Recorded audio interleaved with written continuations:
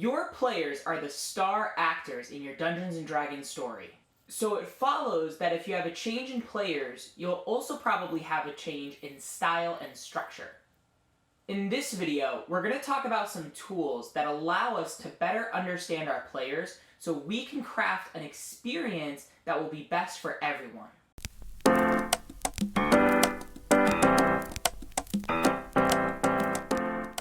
Hi everyone, my name is John from DM Shower Thoughts, where we find our best selves through gaming.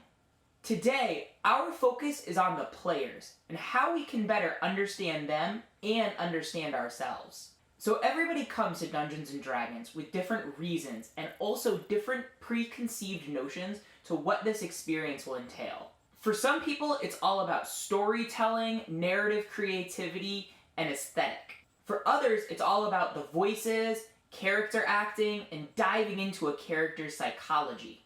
And for others, it's a curiosity about the game's mechanics and how they allow players to interface with the game state. None of those approaches are wrong, and there's definitely player personalities that aren't as easily categorized into those simple descriptions.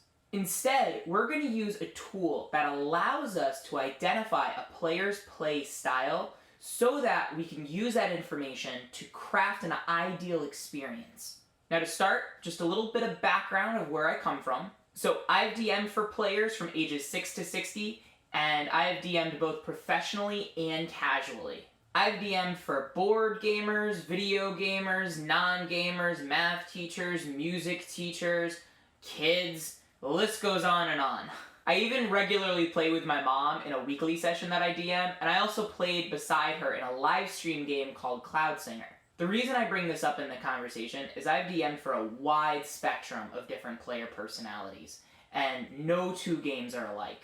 Players are going to be comfortable interfacing with the game in different ways, and as Adamus says, we want to be able to walk with them so that they can run with us. We want to be fluid in our approach to game design and to experience crafting so that they can get the most satisfying experience for them. So with that wide spectrum of different player personalities, I have found that in terms of play styles, most players will fall somewhere on two axes of a 4-quadrant grid. These axes are also abstract and not very quantifiable, and I've had a lot of different players say to me that it was really useful in helping them figure out their play style. So the first axis, the y-axis to start, is going to be proactivity versus reactivity. Proactive players are players that come to the game with set goals in mind. They tend to ask a lot of questions. When exploring, they try to find every nook and cranny of an environment, and they're also the most likely to be excited by homebrew mechanics. Now, on the contrary, reactive players tend to really just go with the flow of whatever the DM presents them. A lot of times, they get the most enjoyment out of the game when the DM presents them with a concrete objective for them to fulfill. Proactive players instead like to make their own objectives, which then lead to the DM having to craft a story around what objective they want to fulfill. I also do find that reactive players tend to be the most open to change in their character story because they lack a preconceived notion of what they think their character's arc is going to be. So it's more about how their character reacts to the world instead of how their character is going to change the world. Now, neither style is superior or inferior, but they can be more or less appropriate given the parameters of the session structure. For example, if you're running a long-running, ongoing campaign, having proactive players can be a blessing because it allows you to craft a very customized story for players that are invested in the narrative. On the flip side, if you're running like a one-shot that has a very limited time frame because of scheduling conflicts, reactive players will give you the space to tell a powerful but condensed story within the time frame that you're given. In my experience, super proactive players can be very interruptive to a limited time one-shot, especially if they're not being aware of the other players at the table.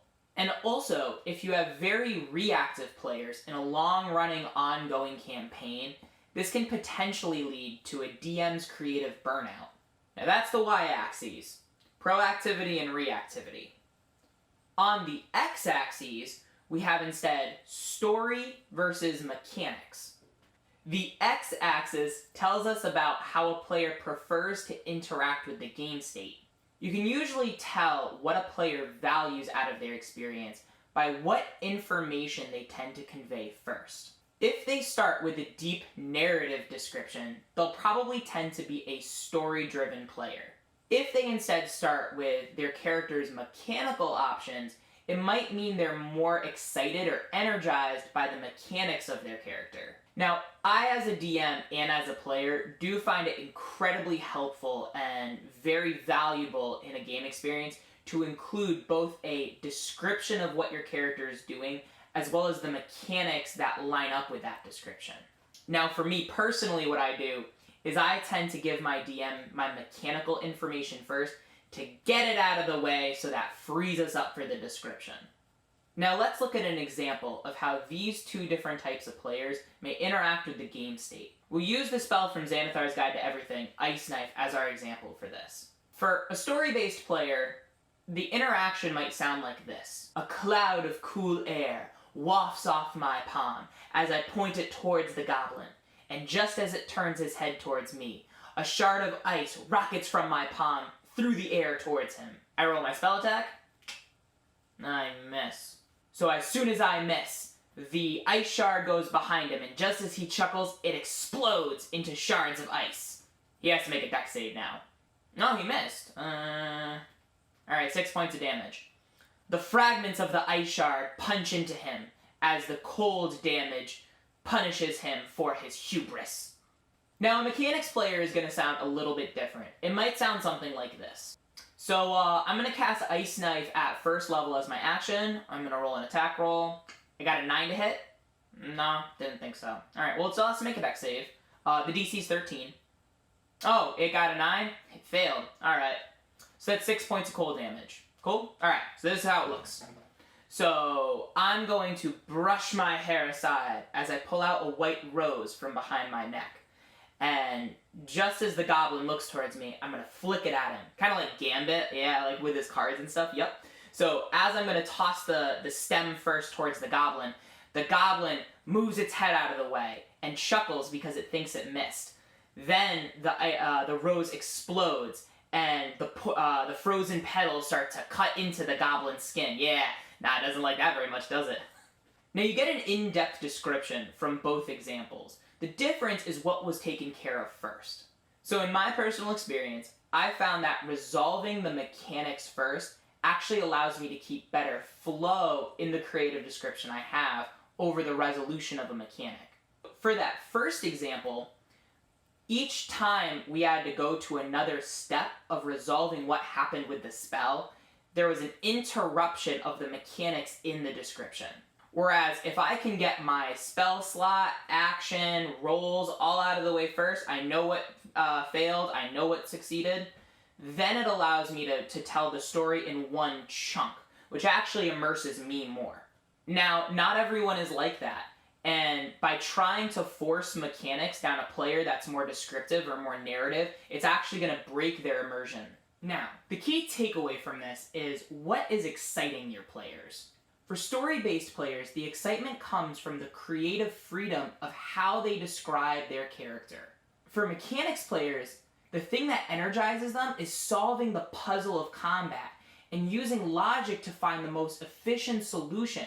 And we don't want to create a resistance to the energy of either side. In fact, I find when a DM tries to get me to forget about the mechanics and to focus just on the story, it actually robs me of my player agency to make my own decisions about what my character does during combat. For me, when I'm given the freedom of choosing my own action, bonus action, and movement, it allows me to cue my turn, almost like Netflix, and that frees me up to be engaged in what the other players around the table are doing, and how they're energized by the experience as well. And again, neither approach is wrong, it's just which approach is more or less appropriate given the structure of the session.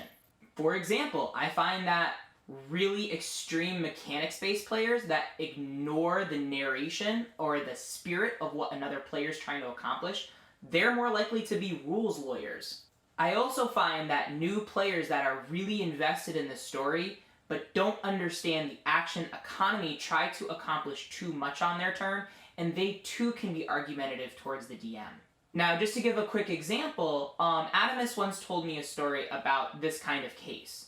The player had an armor class of a 15, and he rolled a 20 total. So he said, because I rolled more than your armor class, my sword attack hits you. The player then argued, well, my character has iron hard scales that protect them from weapons like that. And then Adamus actually had to break immersion by being like, yes, and on your character sheet, that statistic is represented by your armor class.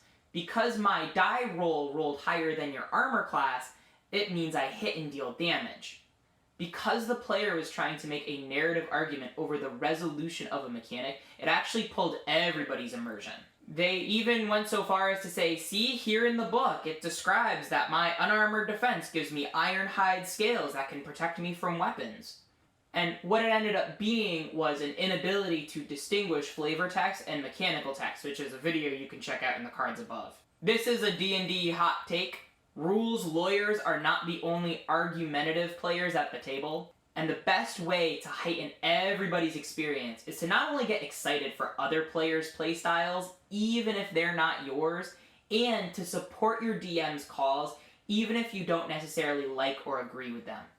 If anything, it can be a cooler conversation to have after the session is over. Now, the reason I've chosen to represent these 4 different traits through 2 different axes is because they lie on a spectrum. You'll have players that reach towards the extremes of either end of those axes, and you'll have players that more float towards the middle. The other thing to acknowledge is that player styles change over time, and we don't want to box a player into how they played once upon a time instead of recognizing their ability to grow and evolve. So to let you know, I tend to be a much more proactive mechanics player. My podcast partner in crime, Adamus, tends to be a proactive, story-driven player. And when I'm a player in a game that he's DMing, I do tend to drift from the more mechanics-minded approach to the more role-play approach. And when he's in a game I'm in, he respects me by clarifying what mechanics he's using so that we can get that out of the way to tell the story we want to tell. So I'm curious, where do you land in these 4 quadrants? Do you agree or disagree with anything I said here? I'd love to hear what you as the community have to say about this topic. After all, in a platform like this, if we don't necessarily see eye to eye, that helps me grow as both a dungeon master and a person. After all, I think the dialogue, in both ways that we agree and disagree, is where the true value is in finding our best selves. And that's what this channel is all about. So that's it for today, everybody. Remember to subscribe and ring the notification bell. And game responsibly. Bye-bye now.